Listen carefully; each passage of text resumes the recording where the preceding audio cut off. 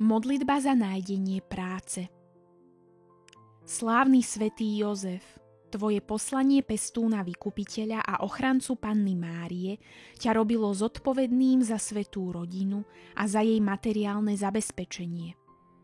Poslušný Božej vôli si však 3-krát narýchlo opustil svoje bydlisko a tak si za každým stratil spojenie aj s ľuďmi dôležitými pre tvoju prácu. Keď si sa potom v Betleheme, v Egypte a naspäť v Galilei usadil, 3 razy si nanovo rozbiehal svoje tesárske remeslo. Svätý Jozef, ty si vždy dôveroval Božej prozreteľnosti a prosil si ju o pomoc. Dnes sa ja obraciam k tebe o mocný príhovor, lebo sám si hľadám prácu, či už zamestnávateľa alebo vlastný podnik. Vypros mi a so svojím synom a nevestou mi pomôž nájsť prácu, ktorá mi poskytne prostriedky na živobytie.